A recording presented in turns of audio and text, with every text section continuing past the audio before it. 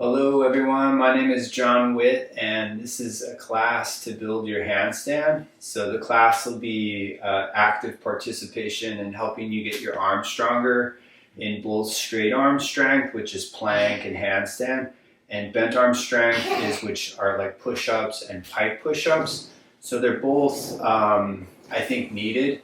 If you're a person that does not have a handstand yet, push-ups are something that could really help you in getting your arms to be stronger, getting the activation in the shoulder to help you press into that straight arm position. Once the arms are straight, it's actually not easy, but it's easier than, say, the pushing exercises that we're using. So this class is ongoing on Fridays. I have another class live, and that class is tomorrow, and that's 9 to 10, and it's a basic Hatha class, which will help build up better practice as well. I have Zoom classes. Those classes are Wednesday. I have a 6:30 to 7:30 class. I'm calling it restorative. It's to help with people getting started and more on the easier side, and that'll help with rehabilitating injuries and an introduction to like breathing techniques and more passive positions, which is very good for the nervous system. And I have another class in Zoom, and that's Sundays, and that's from 10 to 11. And these classes on Zoom, I'd be able to see you. You'd register for those classes on my website. It's jonwittyoga.com, and you can refer to more of my background and what I offer. I offer other services on top of just these group classes. I also have trainings and programs that are to help rehabilitate the body.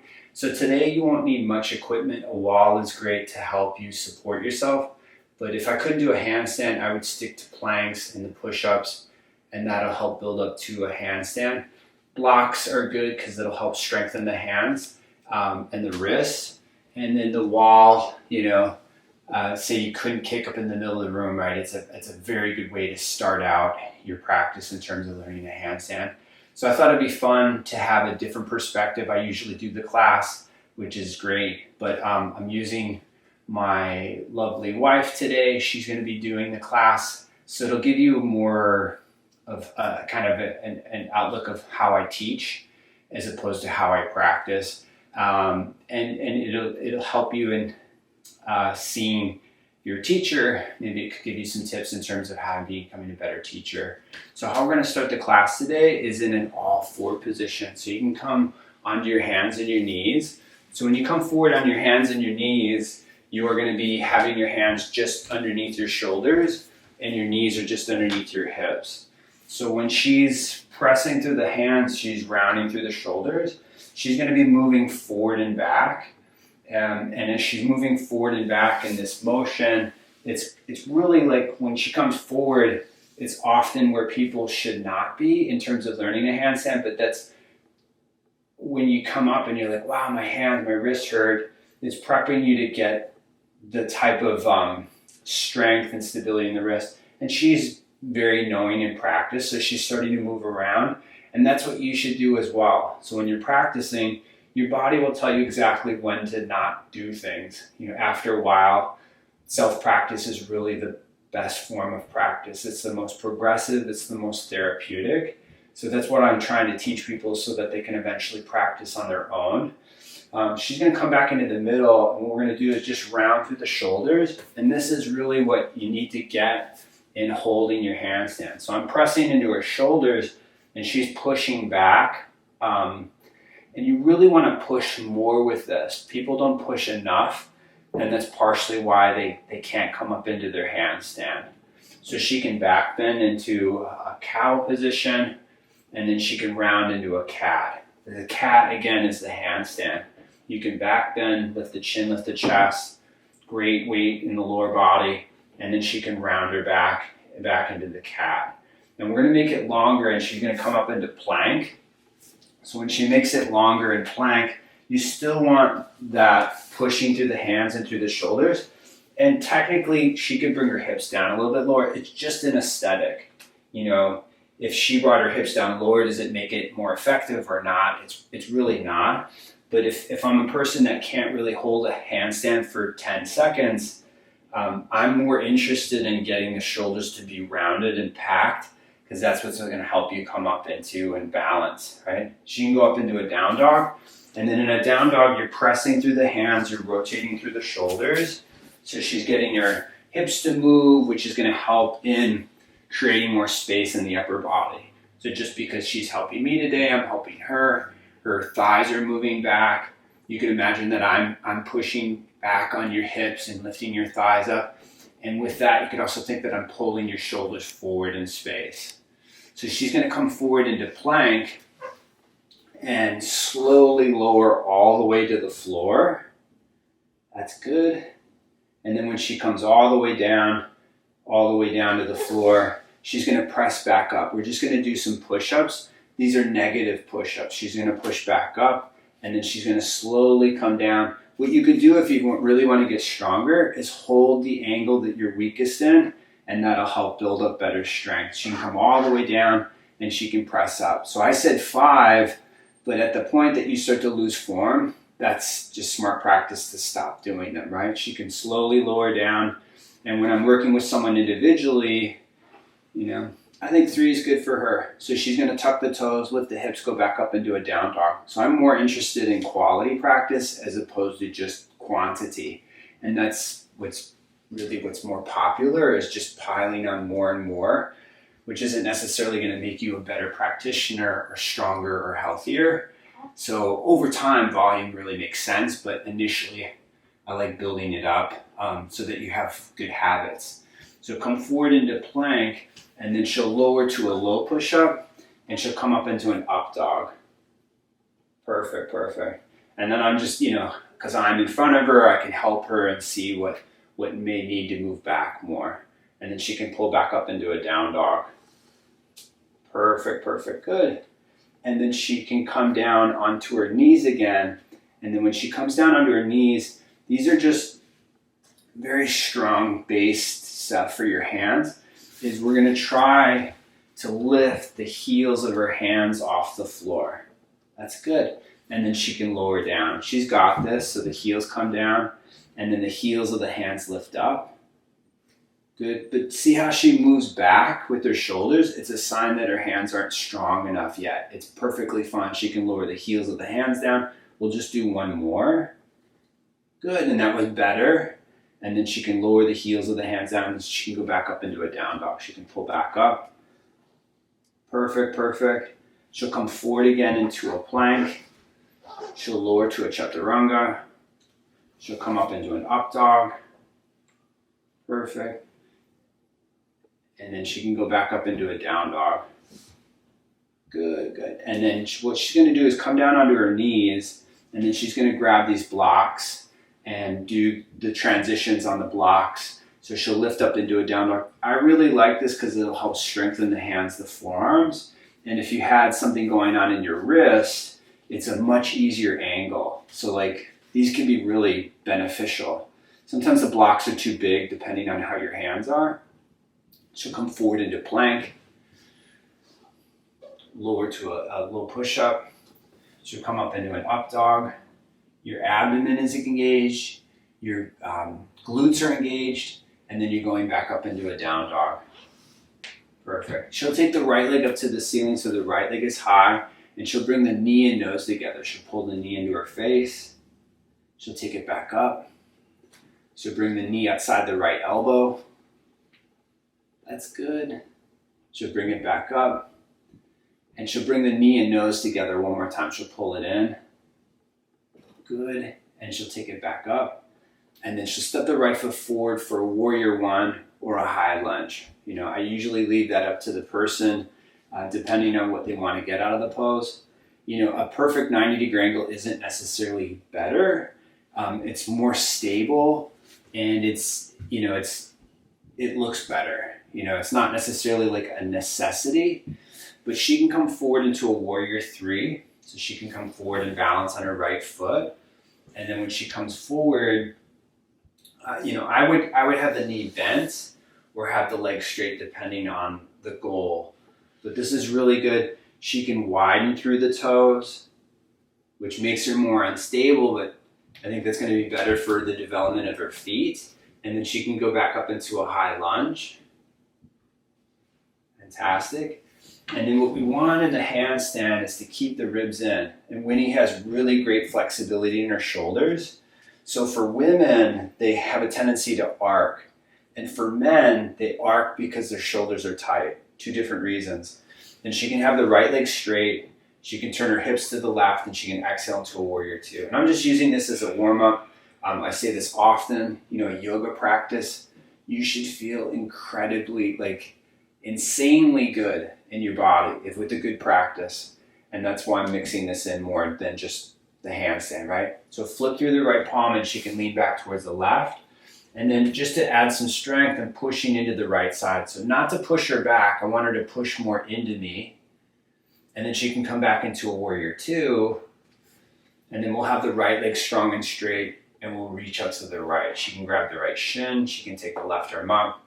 I know Winnie very well in terms of practice, so I'm just using more of what she actually needs. Just to help with the shoulder, I'm going to push into her arm, and then she can resist. Just for shoulder stability, again, she's very flexible in a great way. And then she can come forward into a half moon with the block or not. So she can come forward and balance on her right foot.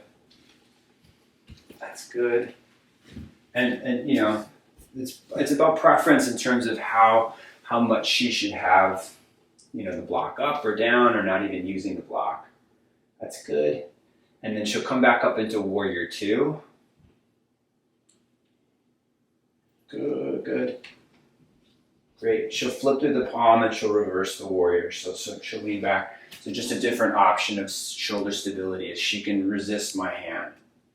And it's kind of weak for her. And the stronger your shoulders will get, the better stability you'll get in your handstand. So she'll come back into a warrior two. And then what she's going to do is have her right leg straight. And then just make the stance a little bit wider, and she's going to turn her left foot out a little bit, and she's going to bend her left knee and sit more into like a Cossack stretch. So the right leg will be straight, and she's going to sit low. And this is the first time she's doing this today, so I don't think it's really that important that she sits incredibly low. So I think what's better for her now is just to sit a little bit higher. So when she lifts her hips up a little bit more, she's going to have to work more. Right? You're going to have to get stronger. And it's usually what a yoga practitioner won't do. They'll just go and use their flexibility. Not that this is bad that she sat low. Then she's going to come back into a warrior two just for a transition. She'll bend the right knee. She'll lift the thighs up and out. That's good. Again, when you stand, how much are you using your abdomen? It's important. It's something that will help you in terms of, longevity. So she'll bring the hands to the top of the mat with or without the blocks. It's her option. She can step back into a plank. Good. She can lower to a low push-up. And then she can come up into an up dog. So retracting the shoulders and back bending. And then protracting the shoulders as you go back up into a down dog or a plank, right? Good. And then she can come down onto her knees. You can come down onto your knees. And then she'll sit back into a child's pose. Perfect. Just again, she's helping me, I'm helping her. I'm just adding a little bit of leverage in her lower back, because she has a tendency when she sits, or maybe when she was a youth, that's where she would kind of collapse. That's good. So just a couple deep breaths. For you, your hands could be up on block. That could be really helpful for your shoulders. Again, she doesn't need that. That's why I'm not doing that. You can come up into an all four position and then go back up into a down. Or she'll use the blocks. She'll grab the blocks. As she grabs the blocks, she'll come up into plank. So she'll lift up through the thighs. Something key in handstanding or plank work is drawing the tailbone down. So getting the pelvis to come underneath you is going to help with stretching out the back, but it'll help to hold the handstand. So she'll go up into a down dog, and she'll take the left leg up to the ceiling so the left leg is high, and she'll bring the knee and nose together. So bringing it into the face, she'll take it up. She'll bring the knee outside the left elbow, All this time you're gripping your blocks if you're using them. And you can go back up into a down dog. She'll pull the knee and nose together. She'll pull it in. She'll take it back up. And then she'll step the left foot forward for her high lunge. She'll come up into a high lunge. That's good. And then, great. Perfect, perfect. And something that you can do from time to time is have a block in between the hands. So as she hugs into the block, it's going to help get the shoulders to be, again, in the position that she'll need for her handstand. So she can come forward into a warrior three. She can balance on her left foot. And this is always a common thing. Should the hips be squared? I don't think that's really that important. I mean, again, it's an aesthetic. Someone really wanted to get stronger legs, I do it with a bent knee. If someone wanted to get more of a stretch, I'd have the hands down. So it really, again, depends on what you're actually trying to develop. Go back up into a high lunge, and in a high lunge, that's good.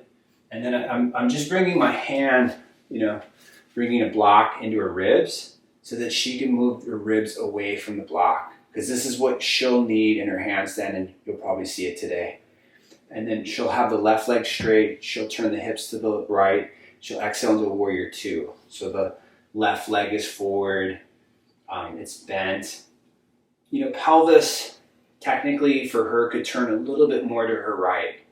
And when she's turning her pelvis more back, the right hip back, it's just more lateral opening. She can flip through the left palm. She can reverse the warrior.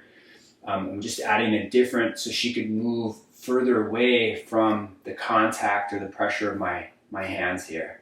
And then she'll come back into a warrior two, and she'll have the left leg strong and straight for a triangle. So the left hand can come down to the block, the shin, and then the right arm is up. So they see it? No, it's fine. They'll see it from the back. And then as she's turning, that's good. Again, I did test your students if you're, a teacher, is see where their shoulder's weak.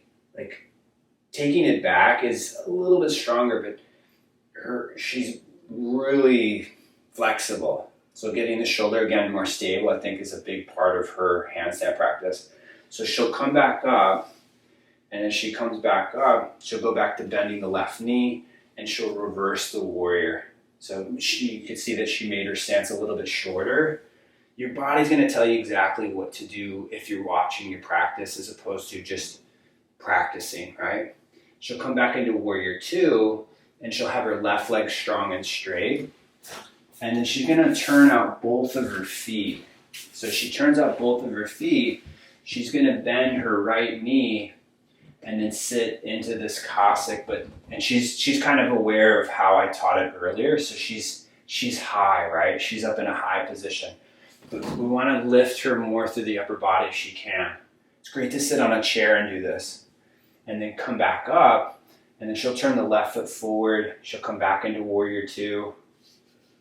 Good. And when you're teaching people, it's obviously good to give them the space to do it as opposed to just being on top of them, which I might be doing, right? She can flip the palm, she can reverse the warrior, and then I'm pushing into her so that she pushes back. So especially when you're going for angles or back bends, you want tension, you need strength. So come back into a warrior two, and then bringing the hands to the top of the mat for her plank. She'll step back for plank. She'll lower to chaturanga, a little push up. She'll come up into an up dog. That's good. And then back up into a down dog. Perfect. And then she'll come down onto her knees. And then as she comes down to her knees, she can sit back into a child's pose.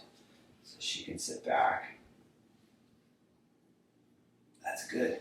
And just again, a reminder for her is I'm just using my bottom hand into the ribs so that she's lifting up and she's pulling that in. Because what we're going to do next is her handstand, and we'll kind of see maybe that's what she is lacking today. It's usually what it is when I see her when she does her handstand. So she'll come up into an all four position, and then in all fours, We're gonna round through our shoulders just in a basic all four position. So for me, this was a really big part of getting an over 1 minute handstand. Like it made a big part. So just getting the rounding is good. It's a great place to learn. And then she's gonna come up into a down dog, and I'm gonna spot her for a handstand. So if you don't have obviously someone spotting you, you're gonna kick up to the wall, and we're gonna just hold a static position. Now, if you can only hold for like 5-10 seconds, come down, but go back up. Just keep going up and down, right? Try to get some conditioning in. So she's gonna take her left leg up, and with her left leg up, I'm just holding this leg here, and she's gonna push this leg into me, and that's what's gonna lift up the bottom leg. Awesome, good. You can kind of see that she has a habit of being a little bit in a back bend. So we're trying to get the ribs in, and when I'm supporting her, I really want her to use me as much as she needs to. And that's usually often what people don't do. They'll just try to do it all on their own, and then you're never really overcoming the habit that could make the pose better. So we're gonna bring the right leg down, and then she's gonna come down, and then she can come down onto her knees, and then she's gonna keep her toes tucked, and she's gonna sit back on her feet, just sitting back. And like I said about going up and then coming down when you need to, it's just a time, and it's not like a minute is better than 30 seconds, because if you have poor habits, you're basically making deeper seated bad habits. So you want to break the bad habits. So you can get a really good handstand for 5 or 10 seconds, but then keep building upon the good form that you have. She's going to come forward under her hands again, and then we're going to go up into another handstand. So say you couldn't do another handstand, what you could do is plank. So come back up, she'll come up into a down dog. And she can even tell me that. If I'm teaching someone privately, I'm constantly having a conversation with them where I'm picking up on that I'm actually doing too much for them, right? So she can take the right leg up, and then the same thing applies as she's gonna push her leg into my hand, and then by pushing in, then she can lift it up. That's good. And her hands are good. They're a little wide. So you may want to take photos of yourself and see if your hands are too wide. She can bring the ribs in, and then I'm just going to help her with the tailbone, just a reminder. And then because she's got pretty close to a handstand, I'm going to ask her to try to find it, try to find the balance. That's good. So her legs, she can come down, and she could sit back on her feet or however she wants to sit back. So the weight in your hands will tell you why you're not balancing. So if the weight's in the heel of the hand, you're going to always fall back this way. And if you're a person that always falls forward, there's too much weight forward in the hand, right? The shoulder's just too far forward, the wrist can't handle it, and that's why you go that way. So it's not necessarily bad. So just bring the backs of your hands together and drop your elbows. So just having the hands like so is just such an easy way to release the hands, the wrist. So if I say this all the time, if you need more wrist work, do more wrist work throughout the week. If it's something conditioning like your abdomen, do your abdomen. I try to practice before each meal a little bit, and I always do what I need the most. That's just usually that's what I keep in mind. What's going to help me develop more as a person. That's what I'm using before each meal. So she'll come forward under her hands and her knees again, and she's going to tuck the toes and lift back up into a down dog. That's good. And then she's going to come forward into a plank, and then she can slowly lower all the way to the floor. That's good. And then she can come down, and then when she comes all the way down, she can have the arms beside her, and she'll lift her chest, she'll lift her feet up off the floor. And just a basic Shavasana. That's good. And then she can come down, and then I'm just going to support her legs, her feet, and then she can lift up more through her upper body. And higher is usually viewed as oh, that's way more spectacular, but it might actually be unhealthy. So I really like that she's as low as she is for her own, well-being. And then you could bring yourself down because she could most certainly come up higher. I know she could. So she's going to come back up onto her hands, and she'll tuck the toes, and she'll lift straight up into a plank. So when I'm working my handstands, I'm not really working a lot of back bends until I'm done with my handstands. That's just how I practice them. She'll lower to a chaturanga. I'm just doing this more for conditioning for her, and then she can come up into an up dog.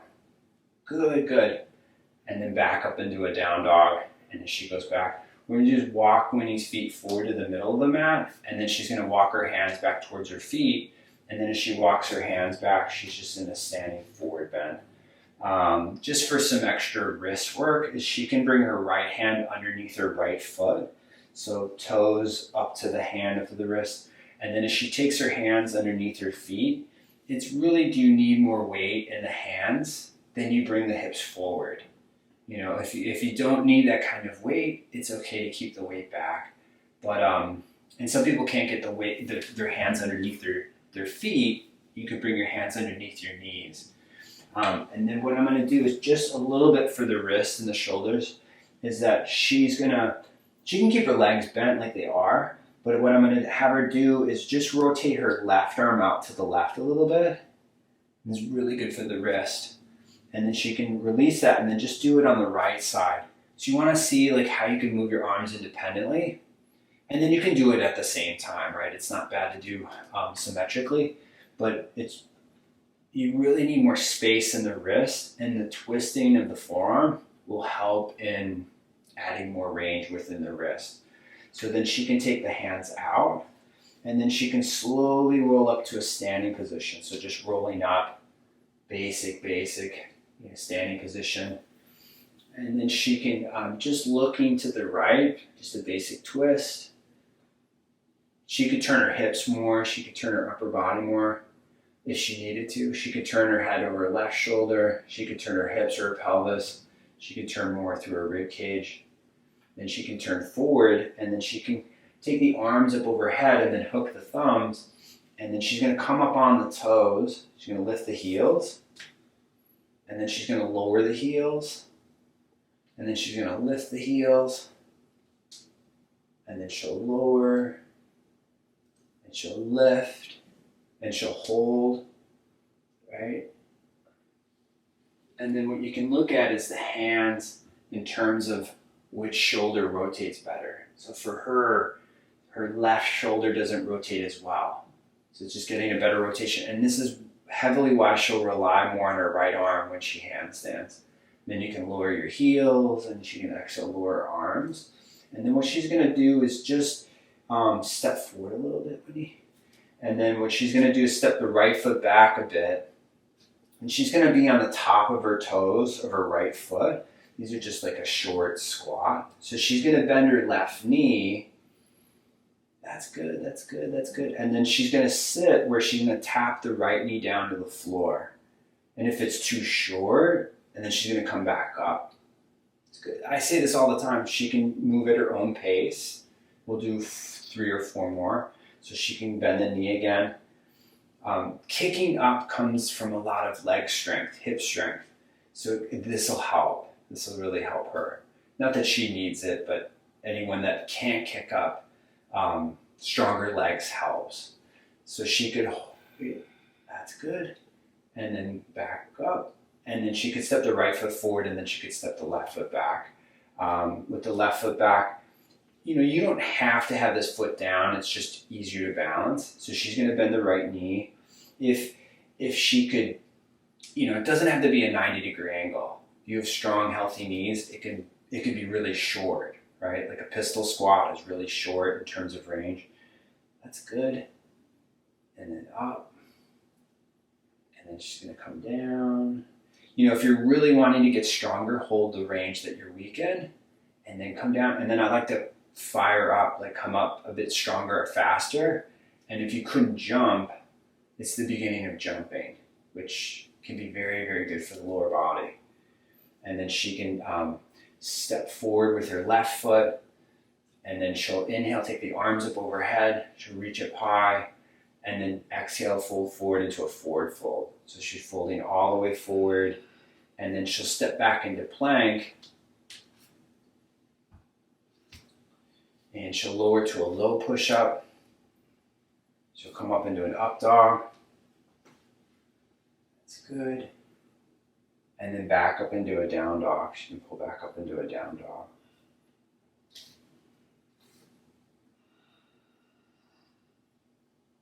And then coming back down onto the knees. And then I'm just going to have her sit on a block on the second level. And just having the block in between her hands. She's going to hug the block in. And then she's just going to take the block straight forward out in front of her shoulders.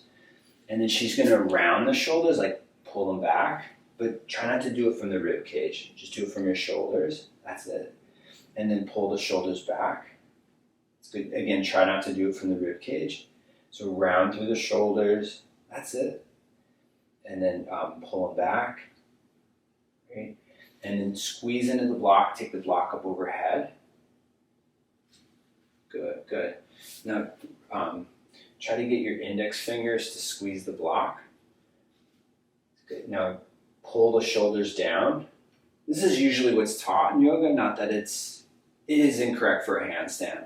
So you want to lift the shoulders to the ears, and that's really what's going to give you at least a 10-second handstand. So she can retract the shoulders, and then press, and then squeezing in with index fingers. Okay. And then she's going to bring the block forward and down, and then just measure your hands with the block for your handstand. We're going to do another handstand. So you can bring the block down the floor out in front of you. Just kind of see, yeah.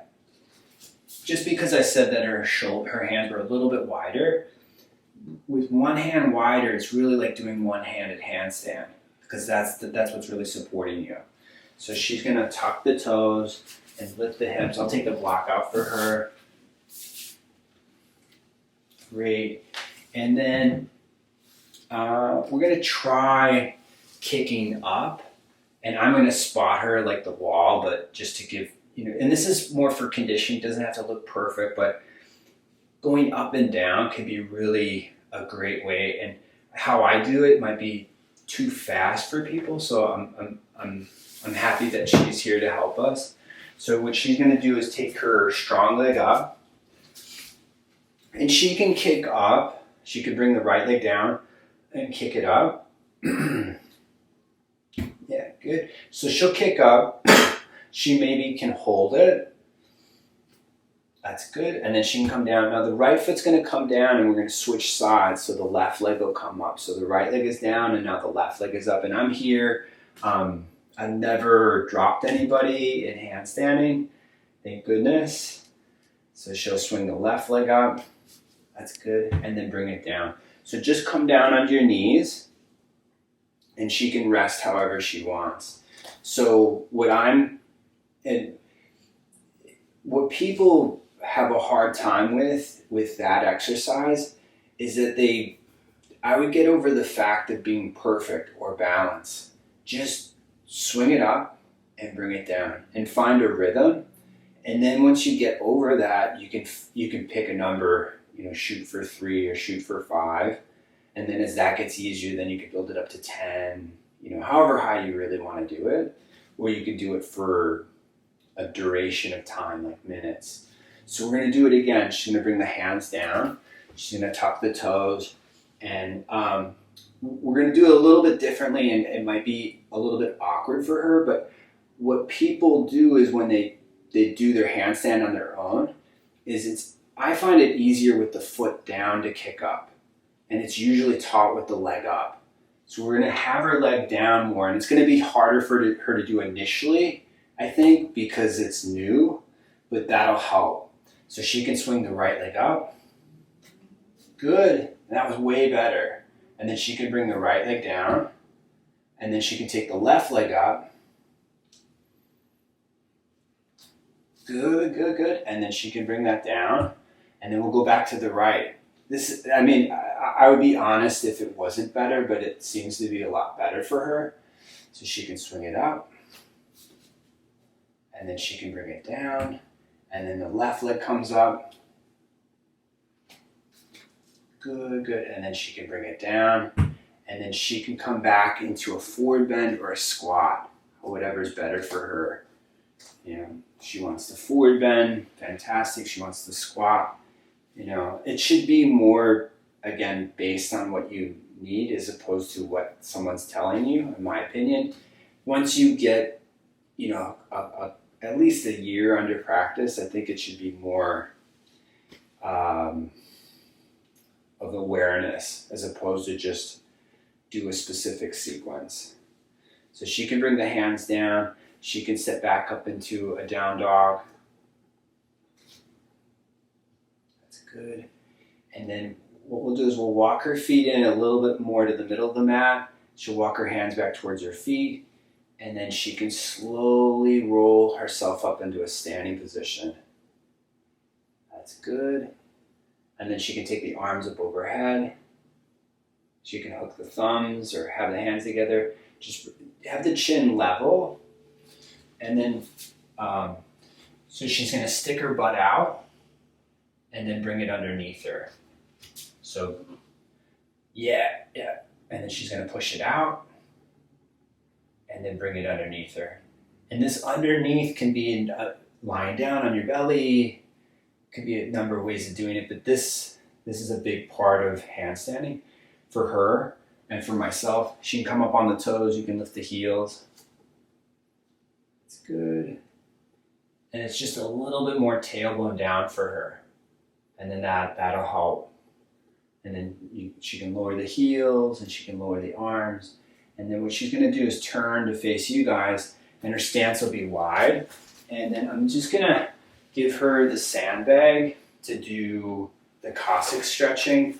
But she's going to take her feet out nice and wide. And with her feet out wide, I always give it the option of when she's going to bend, she can bend either her right or her left knee. So when you're just learning this, whichever leg you like to skateboard with or surf with or snowboard is the leg that you're going to bend first. So she'll bend her left leg. You know, she's a skateboarder and she's a regular, not a goofy foot skateboarder, right? And then she can come up and then she can go back to bending the right knee. And just for her lower back's sake, I want her to be more upright. You want to be more upright if you can. Forget about getting lower than having the right leg straight, and then she's going to go over to the left side. That's good. Right? She's way more flexible on the interior of her leg, so it's okay to have the foot turned in if that's the case, right? And then she'll go back over to the right side. That's good. And going side to side is a little bit more complex, but it's easier because you're not going to burn out your legs faster. So she'll straighten the right leg out, and now we're going to go to the left, and we're going to hold the left side, and maybe possibly, you know, she wants to get lower, but she could pick up the toes and focus more on the hamstring.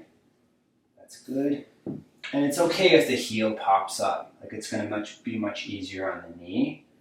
And then I'm going to grab the weight, or you could lose the weight if you had one, right? And then I'm going to have her reach for her right leg with her hands. Not necessarily grabbing the foot. Like, I mean, she could, right? But it's more reaching for the leg to really expose more of the hamstring, which she knows very well that she needs more of. And then she's going to press through the left foot and then come back up. And then I'm going to reintroduce the weight again. And then she can go over to the right side. That's good. Great. And then, you know, it's a matter of which side actually needs more leverage, whether it's hamstring or hip. And then what I'm going to do is remove the weight, and then she can reach for the left leg. And you can see that this side's easier for her. You know, it's a little bit easier. She could lift the toes of the right foot, which I think would be really helpful for her. It's not the heel, but the toes lift up if we can. That's it. And then she'll bring herself back up. And then she can be in a straddle forward bend. So she's just going to come forward into a straddle forward bend. And she's going to pull the thighs back. That's good. So in straddles, you know, she can hug in, which is really good. Or she can push out, which is good as well. That's Good. And the straddles aren't really that important. You know, towards the end of the class, it'll be me that you'll be watching. But it'll help with like eventually like variations in handstands or, pressing into handstand. And then she can bring her hands on her hips. She can bring herself back up. And then she's going to turn the right foot forward, and she can set the left foot to the top of her mat. So she's just coming forward. And then she'll inhale, take the arms up overhead. And she'll exhale, she'll fold forward into a forward fold. And then she'll step back into a plank. And then lower into a low push-up. That's good. And then up into an up dog. And her pelvis is way better, from the exercises that we're doing, which would help with her back bends. And then going back up into a down dog. And we're just going to make it a little bit shorter. And this is just something that I think could help just about anybody, is we're going to do a bit of pike push-ups, but we're going to do negatives just to not hurt her or you. So she's going to, you know what a pike push-up is, right? So she'll come forward where her shoulders are over. You stay up. So she stays up. I'll spot her. So you stay up and down dog. And you're just going to bend your elbows. It's like a push-up, but you don't go to your elbows. You just come forward where your face is out in front of your hands. Yeah. Bend your elbows. Yeah, that's it. But keep your hips up. And then back up. These are really hard to do. But we're going to do one more kind of a negative, but we're not doing the full range of motion. So she's going to bend the elbows and come forward. Yeah. Keep your hips up. So see how she wants to keep her hips down? A push-up is way easier than this. Then she can come down under her knees and she can rest. I'm just going to give her some breath and some time because she has a meeting to get to. So I don't want to over do her time. And then she can take her time. She can come upright. And then whenever she's ready, she's going to take off. All right, thank you. So for me, what I'm going to do in terms of helping your straddles is I'm going to come forward with my legs where my legs are into a wide position. And I do yoga obviously every morning when I wake up before Noah and Winnie. I do a little bit, mostly like spinal manipulation stuff. So I haven't done anything for my legs, but I'm going to come forward. And as I come forward, I'm going to take my arms out wide. So what I'm working towards for people is you should have just as much flexibility when you're cold and when you're warm. Like certain things you may, like it's important to warm up your wrists and your hands before you do your handstands. Unless you're a person that does like a lot of vinyasa yoga, you might not need it as much. But I'm coming forward. What I want to come forward is my pelvis. What I want to come forward is my belly. So I want these things to come forward, and as they come forward in space, that's what's going to give me a better Upavishta Konasana, and in the fitness world, we call it, or gymnastics world, they call it pancake. Right? So your back should be straight, flat as a pancake. Hence the name in that physical culture. And then I'm going to come up, and then I'm going to bring my feet into a Baddha Konasana. And then when I come forward into a Baddha Konasana, I'm going to take my hands behind my head, and then I'm coming forward. Now I want to come forward enough to manipulate more of my hips. So I'm not necessarily coming forward to get the head down. And, I could pull, or I could, really force myself lower. But what I want to do is I want to get more into the pelvis, which will help you in squatting, right? Being able to squat more. So I'm coming forward. Now you could have your arms out wide like I did in the wide angle position. You could hold a chair, which is really nice. I'm going to use the blocks as an example. So I can slide the blocks forward, but keeping my pelvis, moving forward. Remember all the handstanding that when he was doing is I was getting your pelvis to move down. So we're moving it forward. So you're actually in an anterior pelvis position. And then bringing yourself back up, and then we're going to take the legs out wide again. So as the legs come out wide, I'm going to do the same thing with my hands. Is I'm going to take my hands behind my head. So this loads up. There's extra weight to the upper body. And if you've ever been adjusted by another person, this is similar to that, but this is obviously much gentler. So I'm coming forward, but I want to come forward with my pelvis. I want to come forward with my navel. I want to come forward with my sternum. And I'm never really concerned with how low I'm getting. More quality. And there's times that I'll hold it longer. There's times that I'm like, oh, maybe I actually don't need that much time here. But I'm coming up. I'm gonna do one more. So when I come forward, I'm pressing my thighs apart, or I'm lifting my thighs up away from the floor. These are things that are very easy to forget about, but they make a world of difference in getting you into a better position. Okay, and then I'm going to bring my hands back behind me, and I'm going to come into a squat. So again, I'm going to bring the backs of my hands together. And with the backs of my hands together, I'm just exposing my wrists. It could be prayer, There's nothing wrong with a prayer. If I'm doing prayer, the same thing applies, but now the elbow, not that we want to hike the shoulders, but we could lift the elbows more. So you could get creative, getting the elbows to lift up, but I'm going to open and close the hands. And if you struggle in a squat, know that you can move around, When you see a photo, whether it be Instagram or a book on yoga or movement, you see like this caption. That's a split second. I mean, sure, the person could certainly hold it longer, but I think a lot of times people forget about that is a photo, and that you don't necessarily have to hold it for however long you are in it, or someone's calling it out. When you're ready to move out of a pose, you move. Right? So bring the hands back behind you and take the legs out wide one more time. With the legs out wide, I'm going to come forward now with my arms into an overhead position. So you just, because we did it earlier, you could squeeze into a block, and then I'm coming forward again. Way more difficult to do this with the arms, holding a block. So if it's too difficult, you could just not have the block, but I'm squeezing into the block, and I'm trying to come forward with my pelvis. And like with any pose, for me, if I go as far as I can go, I'll feel stuck. I'll feel like, oh, that's it.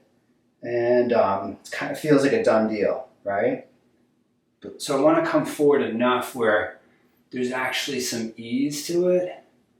I can hold it longer. But because we did different variations, you might very well be like, that's too much on my back. I'd either go to here, or take my hands behind my head again.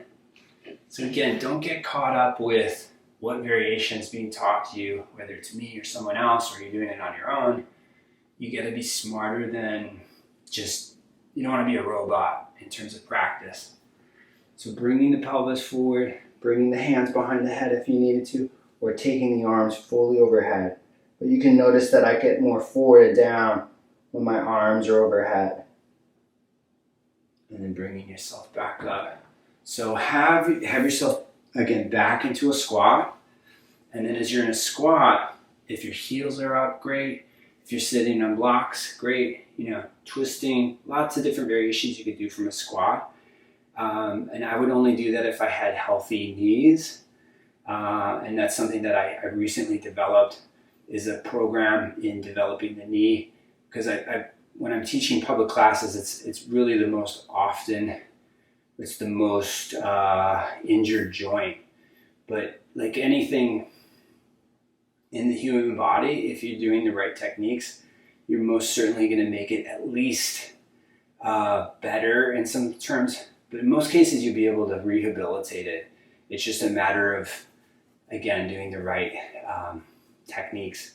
But the program that I've designed is really to help support restructuring the skeletal system. And it's something that's affordable, and you can look at it on my website in terms of how to rehabilitate the knee. Because if you couldn't squat, rather than just not doing it. There's many things you could do. And the same thing for your shoulder, same thing for your spine. But what I'm going to do is come back into a seated position. And then in a seated position, I'm going to have your legs, we're going to do a little bit of abdominal work, is that I'm going to come into this position of a low boat. So my legs are forward, and with my legs forward, I'm going to take my arms forward and I'm going to open and close the hands. And the hand work is really good for strengthening the hands. It's a good distraction. And then as you're in this, you're really trying to keep the lower back down and in. Arms overhead is an option, but if you're taking this class, most likely that's not a really great option. But you could do it. And I'm talking so that you can hold it longer. And then you can bring your knees back over your hips and your feet are up. And then I'm going to take the hands into the block and then bringing the block overhead. And then with the block overhead, I'm going to bring my feet down out in front of me. And then I'm going to take them up. Now I had the head up, but for this, you can bring your head down. So bringing the feet down, keep the belly, keep the ribs in. Take the feet up. Bring the feet down, ribs in, belly in. Bring them up. Bring them down. Take them back up. Bring them down. Hold.